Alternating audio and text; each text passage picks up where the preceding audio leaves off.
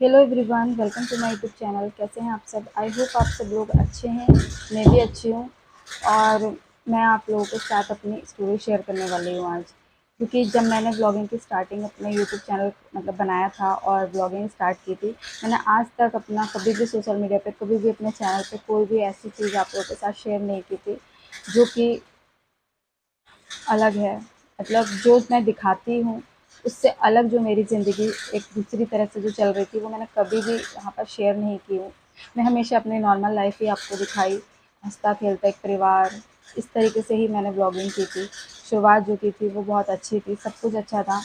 Husband आते थे, रहते थे हम लोग, जो भी मस्ती मज़ाक जो भी हम लोग करते थे वो सारा मैं दिखाती थी अपने ब्लॉग में। अचानक से ये जो तूफ़ान मेरे सर पे आ गया है, ये जो मेरे पति एक्सपायर हो गए हैं, ये जो फेस मैं कर रही हूँ, ये जो टाइम है मेरे लिए बहुत ज़्यादा मुश्किल है। और मैंने इस बारे में अचानक से वो कहाँ चले गए, कैसे, किसने उन्हें मार दिया, क्या सब चीज़ें हुई। मैं पिछले कुछ टाइम से उनका ये सब डाल रही हूँ वीडियो, लेकिन बहुत से लोगों को नहीं मालूम कि ये क्यों हुआ, कैसे हो गया सडनली, आखिर ऐसा क्या चल रहा था लाइफ में। ये सारी चीज़ें मैं आज आपके साथ शेयर करने वाली हूँ कि आखिर ये सब क्या था, ये मेरी ज़िंदगी में ऐसा कौन-सा एक दूसरा पार्ट चल रहा था जिसके बारे में किसी को नहीं मालूम। हाँ, मैं कभी शेयर नहीं की वो चीज़, लेकिन आज मैं मजबूर हूँ अपनी सारी स्टोरी यहाँ पर शेयर करने के लिए।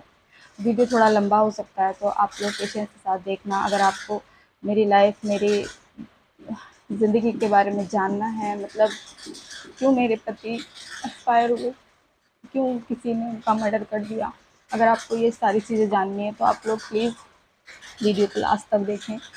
और इसमें मैं सारी चीज़ें एक-एक करके शेयर करूँगी, शुरू से लास्ट तक हर चीज़ शेयर करूँगी। जो चीज़ें मैंने 1.5 सालों में झेली हैं, वो सारी चीज़ें आपके साथ आज मैं शेयर करूँगी।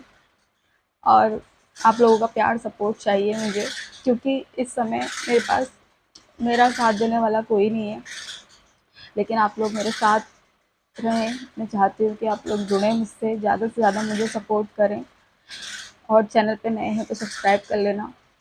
तो मैं आपको बताती हूँ कि एक नॉर्मल लाइफ जो हर एक हस्बैंड वाइफ की चलती है, मेरी लाइफ भी ऐसे ही चल रही थी। एक नॉर्मल उतार चढ़ाव, हर चीज़ जीवन के हम लोग देख रहे थे साथ में रह के। मैं गांव में रहती थी, मेरा ससुराल गांव का है, मुरादाबाद ज़िले से बिलोंग मैं करती हूँ। और गांव है दलपतपुर के पास। तो सब कुछ ठीक था, सही हमारी लाइफ चल रही थी, जैसे भी एक नॉर्मल लाइफ चलती है। सडनली एक बहुत बड़ा भूचाल आ जाता है मेरी लाइफ में, और वो होते हैं इनके एक रिलेटिव्स, गांव में रहने वाले इनके एक रिलेटिव्स हैं। उनका जो एक लड़का है वो मेरे पे बहुत ही गलत निगाह रखता था। और वैसे उनके घर हमारा बोलचाल थी, आना जाना था, सबसे सब कुछ अच्छा व्यवहार था। तीज त्योहार, शादी, ये सब चीज़ें जो होती थी, आना जाना था हमारा। लेकिन जो उनका लड़का था वो बहुत ही ज़्यादा गंदी नेचर का है, आवारा ये कह सकते हैं। तो उसने, उसका काम ही यही था लड़कियों को, औरतों को फांसना। तो उसने क्या किया, मेरा जब उसकी निगाह मुझ पे पड़ी है तो पता नहीं कब से वो एक गलत उसमें था, जिसका ऑडियो मैंने रिकॉर्डिंग डाला हुआ है, आप लोगों ने सुना भी होगा। जिसने नहीं सुना वो मेरे चैनल पे जाके सुन लेना। तो वो लड़का जो था बहुत ज़्यादा मेरे साथ बदतमीज़ी किया करता था। मेरे साथ घर में आ जाता था, मेरे साथ बदतमीज़ी करना, मुझे पकड़ना, छेड़ना, ये सब चीज़ें वो करता था। उसके बाद फिर मेरे को कॉल आता था, तो कॉल पे भी वो बदतमीज़ी करता था, जिसकी कॉल रिकॉर्डिंग मैं डाल चुकी हूँ, आप देखना। और वही जो पहले करता था, मतलब कई बार उसने की, मैं उसका नंबर ब्लैक लिस्ट में हमेशा डाल देती थी, लेकिन वो नए नंबर से भी मुझे कॉल कर देता था। पर मैं हर नंबर को उसका ब्लैक लिस्ट में डालती रही। मैं परेशान हो गई थी क्योंकि वो मुझे धमकियाँ देता था। वो मेरे को बोलता था कि मैं तुम्हें, मतलब गलत बात कहना कि मैं, तुम्हें मुझे पाना है, मुझे, मतलब आप सुन लेना रिकॉर्डिंग, जिसने नहीं सुना है आपको समझ में आ जाएगा कि वो किस हद तक किस तरह से मेरे से बात करता था। मैं इतना ज़्यादा परेशान हो गई थी, मैं इतना ज़्यादा डिप्रेशन में आ गई थी, मैं रातों को सो नहीं पा रही थी चैन से। मैं हर समय ये लगता था कि कब वो आएगा, कब आ जाएगा, बस एक डर हर हर वक्त मेरे मन में रहता था। जब वो घर में आ जाता था, तो घर में जब अचानक से आ धमकता था और छेड़छाड़ मेरे साथ करता था, तो मेरे को यही रहता था कि परेशान भी मैं हो रही हूँ, और पता चला अगर ये घर से निकलेगा तो लोग भी मुझे ही कहेंगे। आप लोग समझते होंगे कि गांव के लोग बहुत अच्छे होते हैं, ऐसा कुछ नहीं है। आप लोग सोचते होंगे कि गांव में बहुत एकता होती है, ऐसा भी कुछ नहीं है। हमारे गांव में कोई एकता नहीं है, कोई कुछ नहीं है। और अगर हम शहर में रहते हैं तो लोगों को एक दूसरे से अगर मतलब नहीं है ना, तो हाँ हमें पता है कि लोगों का एक दूसरे से कोई मतलब नहीं है। लेकिन गाँव में क्या होता है, सब एक दूसरे से जलते रहते हैं, चिढ़ते रहते हैं जाने किस बात से, और कोई मतलब जरा सा कुछ देखा नहीं और वो एकदम से इल्ज़ाम रखना शुरू कर देते हैं। मैं यही डरती थी कि ये घर से जाएगा निकल के तो लोग ये नहीं पूछेंगे कि हुआ क्या है, ये आया है क्या, उसको कोई कुछ नहीं सोचेगा, वो सीधे से उंगली उठा देंगे, इसकी वाइफ ऐसी है वैसी है बुलाती है। मैं बहुत ज़्यादा डिप्रेशन में रहने लगी। मैं उसको हाथ पैर जोड़ के उसको कैसे भी कह के मैं कहती तुम बताया करो, यहाँ पर बताया करो जैसे भी है। मैं बहुत ज़्यादा अपने स्तर से उसको समझाने की कोशिश की, वो नहीं मानता था। जब लास्ट वो आया तो उसने बोला कि मैं मतलब तुमने मेरा नंबर जो है ब्लैक लिस्ट में डाला हुआ है, इसे निकालो। मैंने कहा हाँ मैं निकाल दूँगी, तू अभी के लिए चले जाओ। चले गया वो। मैंने उसका उस दिन नंबर निकाला और उससे बात जब मैंने की तो मैंने यही सोचा कि मेरे पास कोई प्रूफ़ नहीं है, मैं किसी से कहूँगी तो मेरी बात कोई मानेगा नहीं। अगर मैं उसके घर भी शिकायत करती तो वो लोग इस तरीके के लोग हैं कि मेरे लिए ही वो अफ़वाहें उड़ाते कि यही गलत है। क्योंकि गाँव में क्या होता है कि अगर आप किसी के बच्चे को कह देते हो कुछ भी, तो वो अपने की गलती नहीं मानेगा। वो सोचेगा हम हमारे लड़के को कहा कैसे इसने, हम तो इसे ही बदनाम करते हैं। मुझे भी यही डर था। मैंने कहा मेरे पास कोई प्रूफ़ नहीं होगा तो ये लोग फिर मेरे साथ ऐसा व्यवहार करेंगे, मुझे ही गलत ठहरा देंगे, क्योंकि मुझे अच्छे से मालूम है कि क्या होता है। तो मैं किसी से कह नहीं पा रही थी। उस दिन मैंने इसकी रिकॉर्डिंग की और रिकॉर्डिंग करने के बाद में मैं सोचा, फिर मैंने अपने हस्बैंड को बताई ये बात। मैं इनको बोली कि वो मुझे बहुत परेशान करता है और ऐसा-ऐसा बात है। तो जब इन्होंने देखा, ये रिकॉर्डिंग लेके उसके घर गए, उसके पापा से, उसके भाइयों से बात की, तो वो बोलते हैं कि तुम्हारी औरत गलत है, हमारा लड़का ऐसा नहीं है, तुमसे जो हो जाए कर लो। उसका बीच वाला भाई बोलता है जो उखाड़ा जाए उखाड़ ले जाके, ऐसा बोला उसने। और मतलब उन्होंने अपने लड़के को कुछ नहीं कहा और बस मुझे ही गलत ठहराया। उसके बाद अगले दिन से मैं देखती हूँ कि गाँव में उल्टी-सीधी बातें इन्होंने फैलानी शुरू कर दी और इनकी वाइफ़ जो है वो भी बहुत गलत बोली सब जगह। जो लड़के की माँ थी, लड़का कुँवारा है, एक मैं नाम बताती हूँ, कुँवरपाल नाम है उनके बाप का। और उनके जो 3 लड़के हैं, गौरेश कुमार, धीरज कुमार और अरुण कुमार, तो ये तीनों हैं। 2 तो शादीशुदा हैं, गौरेश और धीरज, और बाकी जो अरुण है जिसने ये सब चीज़ किया है मेरे साथ में, वो है कुँवारा। तो इन्होंने क्या करा, इनकी माँ का नाम है सुलोचना देवी। इन्होंने पूरा वहाँ फैलाना शुरू कर दिया कि ये गलत है, इसकी औरत ही गलत है, ये ऐसी है, बदचलन है, पता नहीं क्या-क्या न जाने। सब कुछ उन्होंने ऐसा बोलना शुरू कर दिया, क्योंकि मैंने शिकायत कर दी थी उनके लड़के की इस वजह से। बट मुझे कोई डर नहीं था क्योंकि मैं सही थी, मैं गलत नहीं थी, लड़का उनका गलत था। मैं इनसे बोली कोई बात नहीं है, मुझे कोई फ़र्क नहीं पड़ता, जिसे जो कहना है कहता रहे। मैं गलत होती तो मैं उसके लड़के की शिकायत क्यों करती? लेकिन मुझे आपत्ति है, वो मेरे साथ गलत कर रहा है, मैं क्यों उस चीज़ को झेलूँगी? लेकिन हाँ, होता यही है कि जब अक्सर माँ-बाप अपने बच्चों को सही राह नहीं दिखाते ना, तो उनके लड़के आगे चल के कातिल ही होते हैं। ऐसे ही बगड़ते हैं, ऐसे ही बनते हैं। तो वही उनके माँ-बाप ने भी किया। उन्होंने नहीं उसे समझाया, बल्कि उसे शय दी। जब मेरे पति ने उनसे ये चीज़ पूछी कि अगर ये चीज़ आपके घर में आपकी बेटी, बहू से होता, कोई ऐसा करता उसके साथ में, आप क्या, हम तो गोली मार देते। मेरी इज़्ज़त कि 2 कौड़ी की नहीं, और तुम्हारी इज़्ज़त कि तुम मुझसे 2 गोली मार देते और मेरे लिए बोल रहे हो कि ये गलत है। जब किसी की बीवी से के लिए तुम इतना गलत बोलोगे तो हर इंसान को गुस्सा आएगा, वो कहने लगे। लेकिन मेरे पति इतने अच्छे थे, उन्होंने लीगल तरीके से कानून का सहारा लेने की सोची कि जब ये लोग कुछ समझ नहीं रहे हैं तो मैं, क्योंकि हमने सुना है, देखा भी है कि फ़ोन पे कोई अश्लील बातें आपसे करता है, इतना आपको मेंटली टॉर्चर करता है और आपके साथ में गलत दुर्व्यवहार करता है, घर आके आपसे छेड़छाड़ करता है, तो उस पे भी प्रावधान है सज़ा का। तो बस वही हमने सोचा कि कम से कम जब घर के माँ-बाप नहीं हमारी सुन रहे हैं, नहीं उसे समझा रहे हैं, तो हम क्या करें फिर, कानून में ही तो जाएँगे, नहीं तो न्याय लेंगे। बस इन्होंने फिर कानून का सहारा लेने की सोची। उनकी माँ मेरे घर आती हैं, बोलती हैं, मुझे धमकी-वमकी देती हैं, कहती हैं मेरे तो 3 लड़के हैं, तेरा तो एक ही है। मेरी औलाद, मैं 11 साल अपने एक बच्चे के लिए हम लोग तरसे, हमारे 11 साल, हमने इतना कुछ सहा ज़िंदगी पे कि 11 साल हमारी कोई औलाद नहीं थी। पता नहीं गाँव में कितना कुछ सहना होता है, कितना कुछ कहा जाता है। हम कहीं नहीं जाते थे, किसी के घर नहीं जाते थे, किसी के शादी ब्याह में नहीं जाते थे, क्यों? क्योंकि औरतें टोकती थी, हाँ क्या है, खुशखबरी है, नहीं है, ये सारी चीज़ें। और इतना हम लोग परेशान हो गए थे। एक उससे पूछो ना जिसके औलाद नहीं है, जिसके दर्द हो, जिसको, जो वो दर्द में है और तुम बार बार उसे वो चीज़ का एहसास करा रहे हो। इसलिए हम कहीं नहीं उठते बैठते थे, नहीं कहीं आते जाते थे, सिर्फ इन्हीं चीज़ों की वजह से। और वो इतनी मन्नतों के बाद हम, भगवान ने सुनी हमारे। 11 साल बाद मुझे एक औलाद का दर्शन हुआ, उसको मैं देखी। और तुम मेरे से आके बोलती हो कि इतनी समझदारी तुमने दिखाई, तुम मुझसे बोलती हो कि तुम्हारी तो एक ही औलाद है और मेरे 3 हैं, एक को कुछ हो भी जाएगा। मुझे सीधे से उन्होंने धमकी दी आगे से। उसके बाद भी वो लोगों ने आगे ऐसे ही उनका चलता रहा, मेरी बदनामी करना, मेरे लिए गलत बोलना, पूरे वहाँ समाज में मुझे बेइज्जत करना, हर तरह की उल्टी सीधी बातें फैलानी, सब किया। और हम कानून का सहारा लेने में लगे रहे। मेरे पति इतने अच्छे थे कि गाँव में जब ऐसा कुछ होता है, लोग मार काट, मार धाड़ ये चीज़ें शुरू कर देते हैं। जब किसी को कोई किसी के घर की बहू बेटी को छेड़ता है तो उसके साथ भी हाथापाई, मारना मूरना, ये चीज़ शुरू हो जाती है। लेकिन मेरे पति ने बोला मैं सीधे रास्ते से करूँगा, जो भी करूँगा, मुझे ये सब लड़ाई झगड़ा नहीं चाहिए, मैं अपना कानून का सहारा लूँगा। उन्हें कानून पे पूरा भरोसा था। वो कहते थे हम जो भी करेंगे सीधे रास्ते से करेंगे, हमें ऐसा कुछ नहीं करना है जो कि हमारी गलती है। हम लोग थाना मुंडा पंडे गए, वहाँ जाके हमने कंप्लेन करी और वहाँ भी हम पे दबाव ही पड़ा।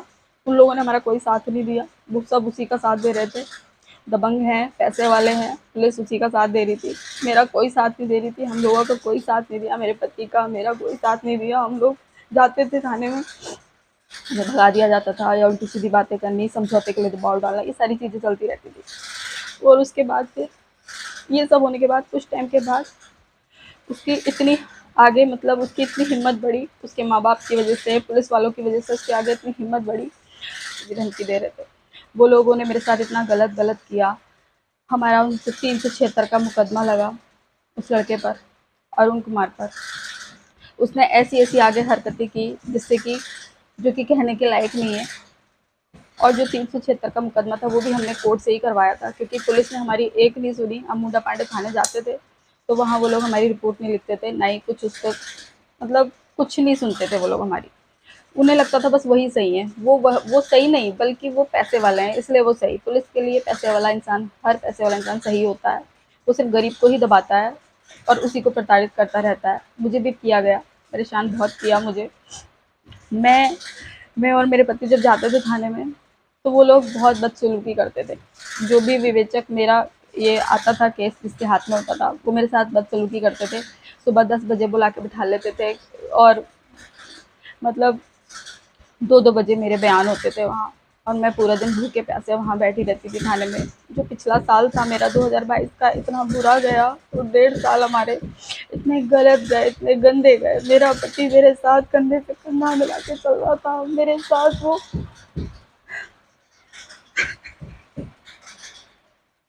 मुझे लेके वो थाने जाते थे। और हम लोग अपना जो भी मेरे बयान होते थे उसको वो लोग, जब मैं बोलती थी कुछ तो वो लोग मुझसे कहते हैं ये नहीं बोलो, वो नहीं बोलो। वो अपने हिसाब से बयान बदलवाना चाहते थे कि ये कुछ गलत करे, कुछ गड़बड़ करे। बार बार मेरे बयान लेते थे, बार बार मेरे बयान लेते थे और यहाँ तक कि मुझे धमकी देते थे कि जेल में डाल देंगे तुझे, जेल में डाल देंगे। मेरे साथ में ये व्यवहार थाने में, मुंडा पांडे थाने में किया जाता था। और मेरे पति फिर भी मेरे साथ में लगे हुए थे। वो हमेशा मेरे साथ ही चला करते थे। हम लोगों ने बहुत ज़्यादा मेहनत की, बहुत ज़्यादा हम लोग भागा दौड़ी किए, बहुत ज़्यादा कोर्ट कचहरी थाना सब कुछ हम लोग किए। लेकिन पुलिस, मुंडा पांडे की पुलिस ने कभी नहीं सुनी हमारी, कोई बात नहीं सुनी। और वो लोगों का आतंक बढ़ता ही जा रहा था। धमकी पे धमकी दे रहे थे हमको जान से मारने की। पुलिस भी आती थी, इनके काम जहाँ ये काम करते थे वहाँ पर इनको धमकियाँ मिलती थी। बोलते थे कि तू केस वापस ले ले, वरना समझौता कर ले, केस वापस ले ले, वरना हम तुझे गलत उसमें फंसा देंगे।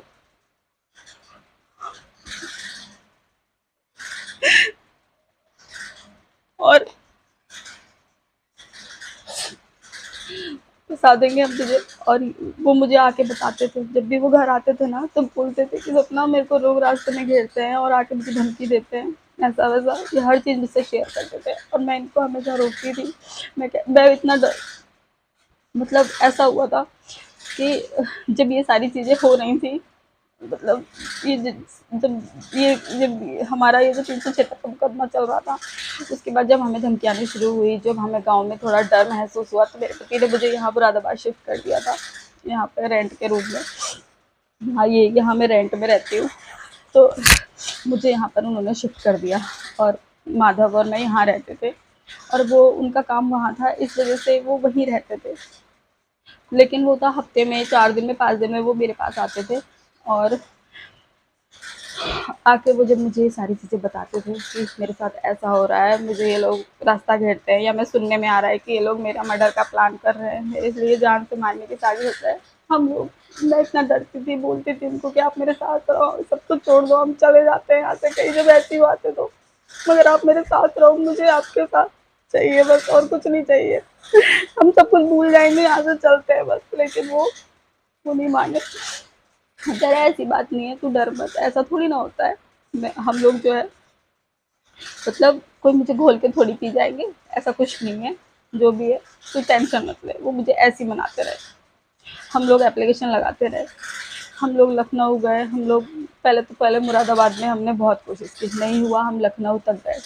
हमने हर जगह यही एप्लीकेशन लगाई, सर हमारी जान को खतरा है, जान को खतरा है। हमने हर जगह एप्लीकेशन लगाई, जान को खतरा है, जान को खतरा है।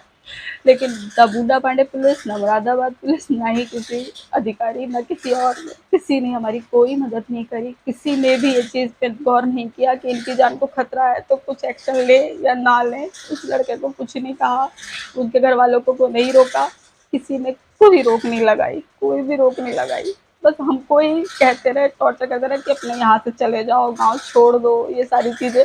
गाँव तो छोड़ दिया, छुड़वा ही दिया एक तरीके से मुझे, क्योंकि मैं और मेरा बच्चा यहाँ रह रहे हैं किराए के मकान में अपना घर होने के साथ। लेकिन उनको भी ये दबाव पड़ता रहा, ये काम छोड़ के भाग जाए, ऐसे कैसे काम छोड़ के भाग जाए, क्या खाएंगे, क्या पिएंगे, एक नए सिरे से काम कहाँ से करेंगे बताइए। लेकिन पुलिस का यही दबाव रहता था, मुंडा पांडे पुलिस का आके इनको यही कहना कि यहाँ से तोड़ जा, भाग यहाँ से, नहीं तो तुझे उल्टे केस में फंसा देंगे। यही सारी चीज़ें वो कर रही थी।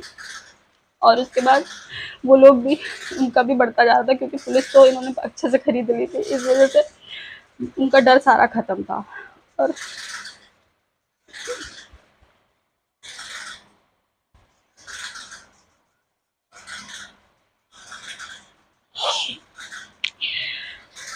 जब जब मेरे पति यहाँ आए, अभी कुछ टाइम से क्या हो रहा था, 2 ढाई महीने से, पिछले 2 ढाई महीने से क्या हो रहा था, कुछ ज़्यादा ही हो गया था, क्योंकि रास्ता घेरते थे ये लोग। बहुत ज़्यादा धमकियाँ मिल रही थी लोगों से, इनको मालूम पड़ रहा था कि ये लोग बहुत मतलब प्लान कर रहे हैं तुम्हें मारने का ही जानकर। ये सारी चीज़ें जब इनके सामने आ रही थी, बहुत ज़्यादा ये सोच में पड़े रहते थे। जब ये घर आते थे, मेरे पास आते थे, तो ऐसे कहीं ध्यान इनका ऐसे रहता था कि मतलब सोच में डूबे हुए। मैं इनसे पूछती थी क्या बात है बताओ, तो ये बोलते थे नहीं कोई बात नहीं है, कोई बात नहीं है। मैंने कहा नहीं मुझे बताओ। तो कहते थे सब ना, गाँव में मेरा ना जान से मारने का प्लानिंग चल रहा है, और वो लोग मेरे लिए साजिश रचा। चले फिर बोल देते थे, बता देते थे मुझे, मेरे को घेरते हैं, ऐसा वैसा ये सुनने में आ रहा है, पुलिस भी आके मेरे पे दबाव डालती है।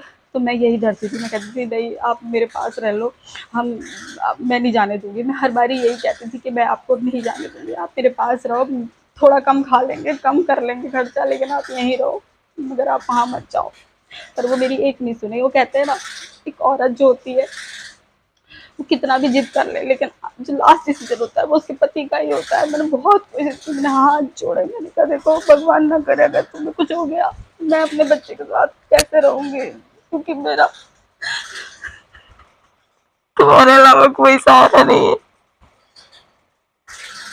मैंने बहुत कहा उनसे, मैंने बहुत बोला उनको कि मेरे पास रहो, मेरे साथ रहो, मुझे कुछ नहीं चाहिए तुम्हारे अलावा। लेकिन उन्होंने मेरी एक नहीं सुनी। बोले तुम्हें अच्छी जिंदगी देनी है, सब कुछ अच्छा करना है, बस थोड़ा टाइम रुको, क्योंकि कुछ टाइम बाद तो हम वैसे भी जाने वाले थे। तो उन्होंने कहा मुझसे बस थोड़ा सा रुको, और थोड़ा सा अपने आप को संभालो, हम साथ रहेंगे। फिर उसके बाद यही कहते रहे, कह के मुझे टालते रहे, और मैं बस ऐसे ही मतलब कुड़ के थोड़ा सा परेशान होकर रह जाती थी, क्योंकि लास्ट तो वही अपने ही चलाते थे। वो चले जाते थे और मैं सिर्फ यहाँ पूजा पाठ और मैं सिर्फ यही कहती थी, भगवान इन्हें सलामत रखना, इन्हें हमेशा सही रखना, इनकी हमेशा छाया हम पर रहे, बस कुछ ऐसा वैसा ना हो। लेकिन नहीं, उस दिन 10 अगस्त की बात है, पिछले महीने 10 अगस्त की बात है, जब माधव की आदत थी रोज डेली वो फ़ोन करता था अपने पापा को, वो रोज़ फ़ोन करता था और फ़ोन वीडियो कॉल कर लिया, कभी कॉल कर लिया कि पापा से बात करते हैं फिर चलते हैं स्कूल। तो उस दिन भी उसने कहा मम्मा पापा को फ़ोन करो, मैंने कहा हाँ बेटा कर लो, मैं नाश्ता बना रही थी। इसने पापा को फ़ोन किया अपने, और फ़ोन करने के बाद जब फ़ोन नहीं उठा तो बोला पापा का फ़ोन नहीं उठ रहा है, पापा नहीं उठा रहे। मैंने कहा कोई बात नहीं बेटा, पापा नहा रहे होंगे और तुम परेशान मत हो, तुम बस अपना स्कूल जाओ। तो मैं उसको तैयार करने लगी, उसको नाश्ता खिलाया और इसको लेके स्कूल गई। मैंने रास्ते भर कॉल की, मैंने लौटते वक्त कॉल की, मैंने घर आके कॉल की। मैं घर आके नाश्ता करती थी, माधव को 8:30 स्कूल छोड़ के 9 बजे मैं नाश्ता करती थी, लेकिन मेरा बिल्कुल इच्छा नहीं किया। जाने क्यों एक अंदर बेचैनी सी थी मन में, क्योंकि कॉल मैं बार बार कर रही थी मगर वो उठा रहे नहीं थे। मैं परेशान हो गई, सीधे मंदिर में गई, मैंने हाथ जोड़ के भगवान से प्रार्थना की। मैंने कहा भगवान मेरे पति सही सलामत हो, मुझे कुछ नहीं होना चाहिए। लेकिन मन बहुत अशांत था, बहुत बेचैन था। मैंने 30-40 कॉल एक नंबर पे और 10-12 कॉल एक नंबर पे किए होंगे, मुझे लगभग 50-60 कॉल मैंने उनको की थी। और उसके बाद मैंने अपनी बहन को कॉल लगाया, मैंने कहा अंजू, मैंने कहा अंजू तेरे जीजा जी कॉल नहीं उठा रहे हैं, बहुत देर हो गई है, क्या फोन घर भूल गए हैं, एक बार जो मेरे देवर है उनको दिखवा के पूछ ले तो घर पे है कि नहीं है। ऐसे ही अपने मन को शांत कर रही थी, बस यही कह रही थी सब कुछ सही होगा, कुछ भी गलत नहीं होना चाहिए, गलत नहीं होगा। मैं अपनी बहन को बोलती हूँ, वो कहते ठीक है।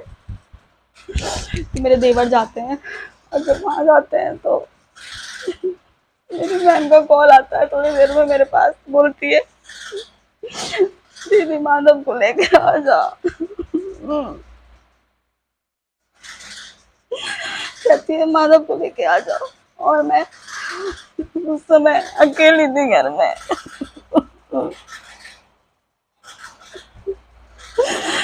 घर में मैं बिल्कुल अकेली थी और अकेली अकेली मेरे को समझ में नहीं आ रहा मैं क्या करूं। मेरे पैरों तले जमीन नहीं थी, मुझे कुछ समझ में नहीं आ रहा मैं क्या करूं क्या करूं। मैंने उल्टे सीधे जो भी कपड़े पहने थे उस टाइम पे वही वही पहन के, वही सीधे ही बस एक दुपट्टा मेरे से डाला स्टॉल और मैं चप्पल पहन के सीधे निकल ली। मुझे ताला भी मैंने कांपते हाथों से उठाया क्योंकि मुझे अंधेरा छा गया, मेरी आंखों के सामने कुछ नहीं था, कुछ भी नहीं था और मेरे समझ में नहीं आ रहा मैं क्या करूँ क्या करूँ। मैंने ताला मारा, ताला मार के मैं गली से बाहर निकली, बाहर चल रही हूँ, मुझे कुछ दिखाई नहीं दे रहा, चारों तरफ अंधेरा है, कुछ नहीं दिख रहा मुझे, मैं चलती जा रही हूँ। उसके बाद मेरी बहनें मिली मुझे, मेरी मौसी की बेटियाँ रास्ते में, वो बोलती हैं दीदी बैठ जाओ स्कूटी पे, मैं बैठ गई। उसके बाद माधव को लेने हम लोग स्कूल गए, स्कूल से उसको लेकर आए, वहाँ भी हमें 20-25 मिनट लग गए थे स्कूल में टीचर से बात करने में। उसके बाद मैं उससे बोलती हूँ, मैं अपनी बहन से बोलती हूँ मुझे मुझे ना ऑटो में बिठा दो, मुझे जाना है, जल्दी जाना है, मुझे जाना है। वो कहती है दीदी आपकी हालत ऐसी नहीं है जो आपको हम छोड़ गए थे, अभी हमने गाड़ी करी है, आप हमारे साथ गाड़ी से चलना। और वो मुझे अपने घर ले गई, वहाँ करीब 11 सवा 11 पे गाड़ी मिली, तो गाड़ी आई, गाड़ी में बैठ के हम लोग पहुँचे।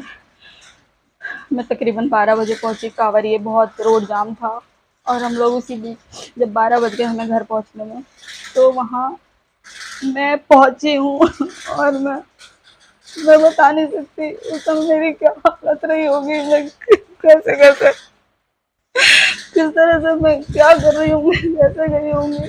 और लोगों में बातें चल रही थी औरतों में गाँव की, सुबह ना पता पड़ी होगी इसको, अब आई है, इतनी देर से आई है, मुझे 10 बजे पता पड़ गई थी। मैं माधव को स्कूल लेने गई, मेरे पास कोई नहीं था, मैं अकेली थी।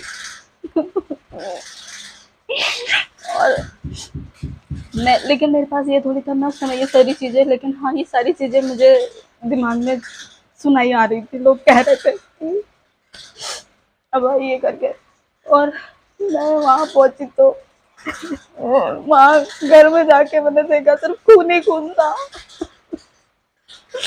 मेरे पति की बॉडी को ले गए थे पोस्टमार्टम के लिए, वहाँ पे घर में खून ही खून था और कुछ नहीं था।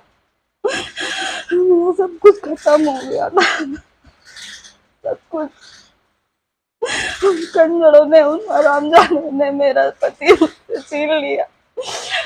परिवार वाले, वो बाल बच्चेदार, उनके घर में नाती पोते, बाल बच्चे, बेटियां बहुआ सब है। उन्होंने 4 साल के बच्चे से उसका सब कुछ छीन लिया, सब कुछ छीन लिया। उन्हें शर्म नहीं आई ऐसे उसके माँ बाप कि अपने बच्चे को सही रास्ता दिखाने की बजाय कातिल बना दिया। उन सब ने मिलकर मेरे पति को मार दिया। 9 तारीख की रात घर में घुस के मेरा सोता हुआ पति उन्होंने मार दिया।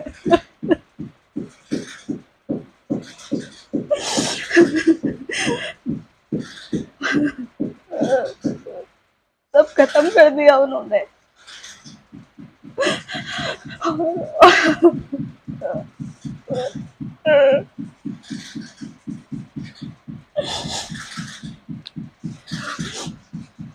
और जब उसके बाद मेरे बयान होते हैं, जब पुलिस आती है तो मैंने बयान करे, मैंने सब नाम दर्ज रिपोर्ट लिखवाई, मैंने सब कुछ बताया, कौन था, किससे हमारा चल रहा था, कौन हमें धमकियां दे रहा था, कौन हमारी जान के पीछे पड़ा था, किसकी वजह से हम लोग गांव छोड़े थे, किसकी वजह से इन्होंने मुझे इतनी दूर तक का था, सेफ जगह। इतनी एप्लीकेशन हम हमेशा लगाते रहे पिछले 1.5 साल से कि हमारी जान को खतरा है इन लोगों से, अगर हमें कुछ होता है तो उसके जिम्मेदारी ये लोग होंगे। तब भी पुलिस ने हमारी एक नहीं सुनी, और न पुलिस ने उनको उठाया, न उनसे कोई पूछताछ की, न ही कुछ किया। और आज 1.5 महीना हो गया, अभी तक कुछ नहीं किया उनके खिलाफ, कुछ नहीं किया, क्योंकि अच्छा खासा पैसा उन लोगों को मिल रहा है, और पैसा उन लोगों ने बहुत खर्च किया, बहुत ऊपर तक पैसा दिया है। इसलिए सारी चीजें दिखने के बाद भी वो लोग अंधे बन के बैठे हैं और उल्टा सिर्फ मुझे ही परेशान कर रहे हैं। सब कुछ मैंने खो दिया, मेरे पास उनके अलावा कुछ भी नहीं था। हमारा छोटा सा परिवार था, मैं, माधव और मेरे पति को छीन लिया, उन्होंने मार दिया। और ये लोग, पुलिस मुझे कोई न्याय नहीं दिला रही है, वो उल्टा मुझे फंसाने में लगी है, मुझे परेशान कर रही है। मेरी कॉल डिटेल्स, मेरी चेकिंग, मेरे सब कुछ, मेरी गांव पहुंचती है बरेली, मेरे मैके बरेली जाके मेरी छानबीन करके आती है मुश्किल। मेरा सब कुछ, मेरा जो कॉल डिटेल्स, सारी चीज़ें वो सिर्फ मेरी देख रही है, ये नहीं देख रही है कि मैंने क्या कुछ झेला है, क्या कुछ, मैं कितनी, मेरी ज़िंदगी पूरी तरह से बर्बाद हो गई। मैं और मेरे पति साथ में लड़ रहे थे पिछले 1.5 साल से, ये हर पुलिस वाला जानता है, मुंडापाड़ी थाने का हर एक पुलिस वाला। हम रोज जाते थे वहाँ, रोज जाते थे वहाँ, हमेशा जाते थे, जब जब बुलाते थे तब जाते थे वहाँ। उन्हें सबको पता था, सबको पता था। मुरादाबाद एसएसपी, डीआईजी और सीओ, ये सबको पता था कि हमारा उनसे चल रहा है, उनसे चल रहा है। लेकिन आज भी वो लोग सिर्फ उसे बचाने में लगे हुए हैं, और मुझे, मेरे ऊपर, मुझ पे आरोप लगा रहे हैं, मुझ पे मेरी छानबीन कर रहे हैं, मेरे पीछे पड़े। पुलिस ने मेरे पति को तो मरवा दिया, अभी वो मेरी तैयारी में लगे हुए हैं। मैं आप लोगों से हाथ जोड़ के रिक्वेस्ट करती हूँ, मेरी इस वीडियो को ज़्यादा से ज़्यादा शेयर कर देना, लोग इस वीडियो को ना फैला देना, जिससे कि सच सामने आए कि सच क्या था। और ये लोग मेरे कैसे हाथ धो के पीछे पड़े हैं, और मेरे पति के जान ले ली, मेरा परिवार तोड़ दिया, सब कुछ बिगाड़ दिया। और हम ये लोग एक बच्चे से उसकी माँ को भी अलग करना चाहते हैं।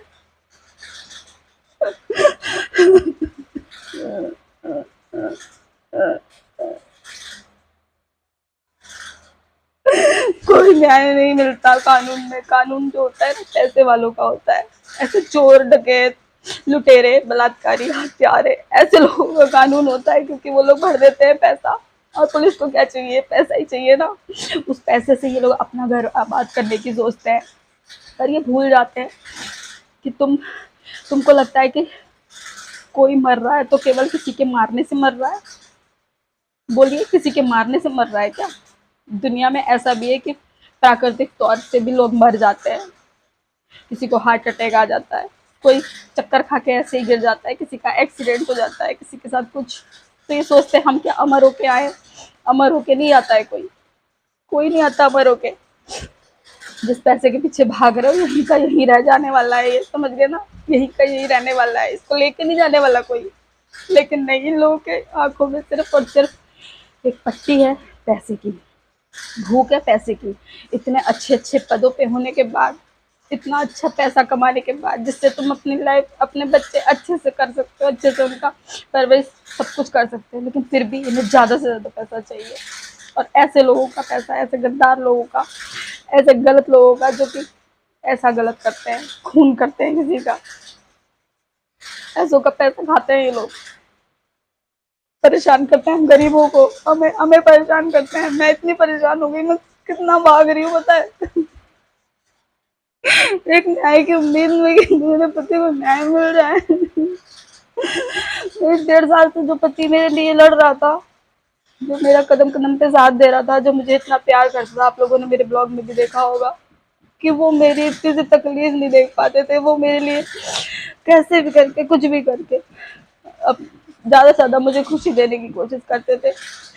जब मेरी तबीयत खराब थी, मैं बीमार थी, अभी जुलाई के महीने की बात है, जो मैं रील्स भी डाली हूँ, जो मैं ब्लॉग भी डाली हूँ, जब हम हॉस्पिटल जाते थे, आप लोगों ने सब देखा होगा। और जिसने नहीं देखा वो जाके देखिएगा कि हम लोगों में कितना प्यार था, हम लोग कितने प्यार से रहते थे। वो आते थे तो हम लोग कितना खुश हो जाते थे। मेरे पति ज़्यादा वीडियो नहीं बनाना चाहते थे, मैं कहती थी कुछ यादें बनाते हैं, वो कहते थे सब कुछ सही हो जाएगा, फिर हम साथ में यादें बनाएंगे अपनी, जब ये सारे मैटर से हम लोग बाहर निकल जाएंगे, उसके बाद खुशी खुशी रहेंगे, तो खूब करना।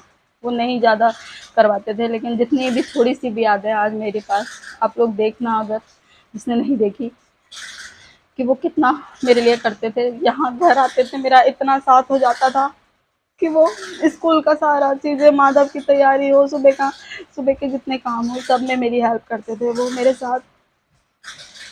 मैं बीमार होती थी तो तो घर का कोई काम मुझे नहीं करने देते थे, सब काम वो खुद से करते थे, खुद ही संभालते थे। माधव को संभालना, स्कूल लाना, सारी चीज़ें वो खुद ही करते थे। इतना वो मेरा प्यार करते थे, इतना वो मेरा साथ देते थे, क्योंकि वही मेरी पूरी दुनिया थे, वही मेरी जिंदगी थे।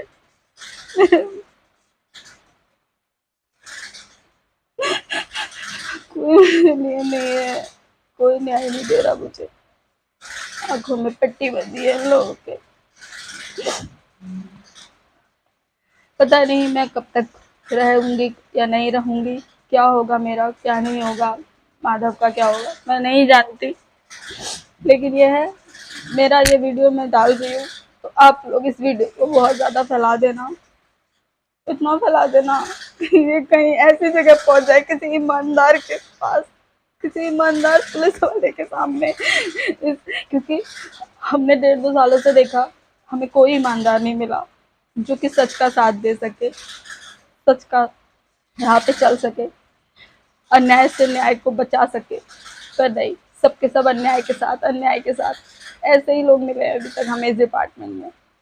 कम से कम कोई तो ऐसा हो, कोई तो ऐसा हो जिसको पैसे के आगे लोगों का न्याय दिखे कि हाँ जो गलत है वो गलत है, कम से कम वो तो सही का साथ दे। ये लोग मेरी जान के दुश्मन हैं, ये लोग कुछ भी कर सकते हैं। कुंवरपाल, गौरिश, धीरज, अरुण, ये चारों मुजरिम है मेरे पति के। इन्होंने मेरे पति को मारा है और ये आगे कुछ भी करेंगे, क्योंकि बहुत सी चीज़ें मेरे साथ ऐसी घट रही हैं जिससे कि मुझे भी इनसे जान का खतरा है। तो आप लोग वीडियो को ज़्यादा से ज़्यादा शेयर कर देना कि कल को कम से कम मैं हूँ या ना हूँ, लेकिन सच सामने आना चाहिए। और पुलिस वालों ने मेरा एक भी साथ नहीं दिया, वो भी मेरे ही पीछे है, मेरी ही दुश्मन बनी बैठी है। उस एक एक विधवा औरत के पीछे तुम लोग पड़े हुए हो, ऐसी औरत जो कि पति को खो चुकी है, उसके लिए न्याय की मांग कर रही है, न्याय के लिए उसके लिए लड़ रही है, और तुम लोग ऐसा कर रहे हो। भगवान से तो डरो कम से कम, कल को तुम्हारे साथ भी, तुम्हारी फैमिली के साथ भी कुछ हो सकता है, फिर क्या करोगे। भगवान की लाठी पड़ेगी तो आवाज नहीं होगी। आज तुमने जितना उछलना है उछल लो, लेकिन कल को तुम्हें इसका जवाब तो देना ही पड़ेगा ना। यही सब था, इन्हीं सब चीज़ों की वजह से मैं यहाँ रहती थी और इन्हीं सब चीज़ों की वजह से मेरे पति को मार दिया गया। आ जाता इनके बिना नहीं रहा जाता। कैसे काट रही हूँ अपना टाइम, कैसे जी रही हूँ, कैसे खड़ी हूँ मैं, कोई नहीं समझ सकता। माधव रोज पूछता है पापा, कहाँ से बताओ कहाँ है पापा। मेरा हंसता खेलता परिवार इन लोगों ने खत्म कर दिया। मेरे पति को मार के ने क्या मिल गया। इतनी नफरत। और देखो, इनके रिश्तेदार थे वो, इनके संबंधी थे वो। जब उनकी बेटी के दिल में छेद था, ये जो लड़का था ना जो मेरे साथ बदतमीजी करता था, इसकी बहन है एक, बबीता नाम है उसका, उसके दिल में छेद था, उसको ब्लड की जरूरत थी। मेरे पति बीमार थे उस टाइम पे, बीमार हालत में थे। घर वालों ने बहुत मना किया, लेकिन जब इन्हें पता चला ना, हॉस्पिटल इसे ब्लड देने गए। उनकी बेटी को खून दिया था उन्होंने अपना, उनके हर किसी काम में उनका साथ देते थे। और उन लोगों ने मेरे पति के शरीर से एक एक खून का कतरा निचोड़ लिया। उन्हें क्या पता था मैं जिनकी बेटी को खून देने जा रहा हूँ, एक दिन वो लोग मेरा सारा खून मुझसे ले लेंगे, मेरे शरीर का। उनकी बॉडी में इतना सा भी खून नहीं बचा। यहाँ मारा था, यहाँ पता नहीं क्या मारा था यहाँ। और वो पूरी बॉडी उनकी ब्लड में थी, शरीर पर खून ही खून था उनके शरीर के नीचे, पता है, खून ही खून। उनके शरीर में से जरा सा भी, इतना सा भी खून उनके शरीर में बचा नहीं था। ऐसा मारा उन्हें, भूल गए कि तुम्हारा भी फैमिली है, तुम्हारे आगे परिवार है। भगवान तो कर्मों की सजा देगा ना। मुझे न्याय नहीं मिल रहा है, पुलिस न्याय नहीं दे रही है, कानून न्याय नहीं दे रहा है, पर भगवान तो दे सकता है ना। मार दोगे सबको, मार दो, हमें सबको सबको खत्म कर दो, तुम बच जाओगे क्या? तुम्हारे कर्म तो तुम्हें याद रहेंगे, और ऐसी भगवान को भी याद रहेंगे कि तुम्हें क्या सजा उन्हें देनी है। तुम्हें जो करना है करो, बच तो तुम सकते नहीं हो। कानून से बेशक बच जाओगे, पर भगवान से बच के कहाँ जाओगे।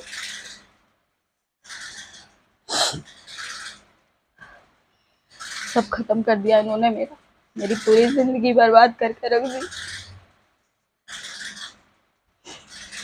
लेकिन ये भूल गए, इनके घर में भी बेटियां हैं, बहुएं हैं, एक दिन वो भी तो ऐसी रोएंगी, ऐसी तड़पेंगी वो भी। इन्हें किसी का दर्द समझ में नहीं आया कि एक बच्चे से उन्होंने बाप छीन लिया, 4 साल के बच्चे से। तुम्हारे घर में भी छोटे छोटे बच्चे हैं, है? जब उनसे उनका बाप कोई छीन लेगा, कैसे जिएंगे, कैसे रहेंगे? इस दर्द का इसका कोई एहसास नहीं। बस आप लोगों से रिक्वेस्ट है कि आप लोग मेरी इस वीडियो को ना शेयर कर देना, जहाँ तक हो सके वहाँ शेयर कर देना, और मैं कुछ नहीं चाहती।